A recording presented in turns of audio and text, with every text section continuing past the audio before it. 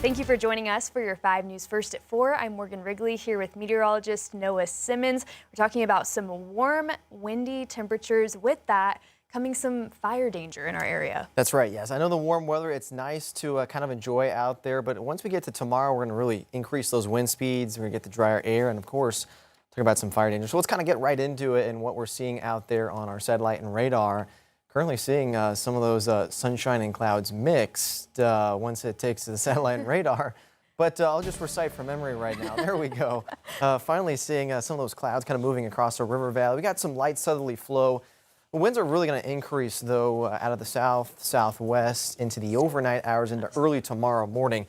This low pressure system, this isn't really going to affect us at all. It's this low pressure system off into the Rocky Mountains. It's going to basically move due east, and that wind field associated with that low pressure system is going to slowly strengthen and give us very strong winds, warmer temperatures, and very dry air. I'm talking low relative humidity tomorrow. And so our fire weather, we're talking about elevated in places like Fort Smith to Fayetteville, and even as high as critical as you kind of get into some of our Oklahoma counties. So definitely more of a fire danger weather day for tomorrow that we'll get to talk a little bit more about here.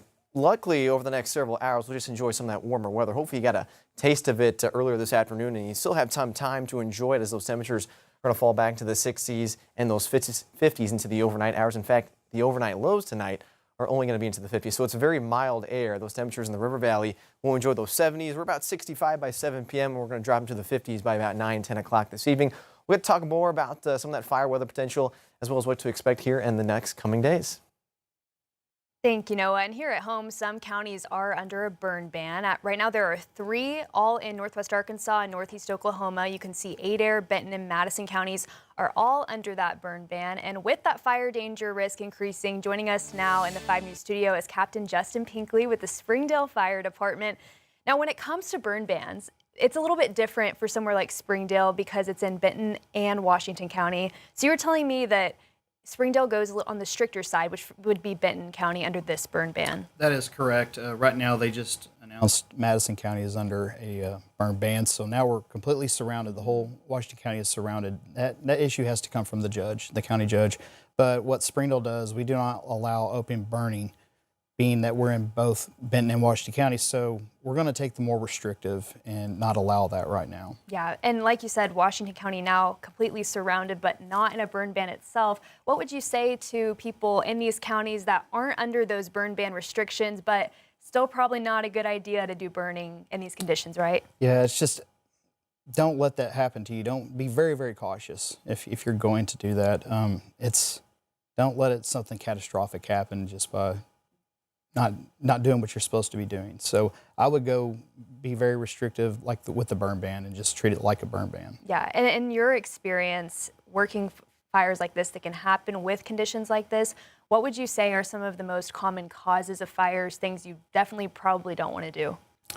It seems to always be the improper discarded smoking material. Somebody flicks the cigarette out.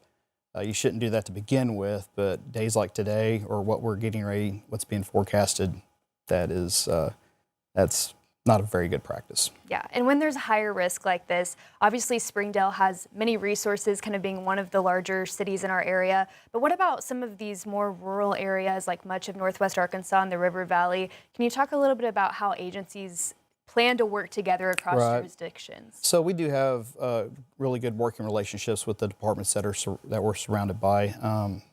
They call us, we're going to send help. We're not going to be like, no, we can't do that. If we can send resources, we're going to. We will upstaff if needed. We'll take a look at the conditions and what we're facing, but we have 2 brush trucks that we can upstaff and bring in personnel if needed. Definitely all about being prepared and, of course, just staying cautious. Yes. All right. Well, thank you so much, Captain Pinkley, for joining us. Thank you. All right. Well.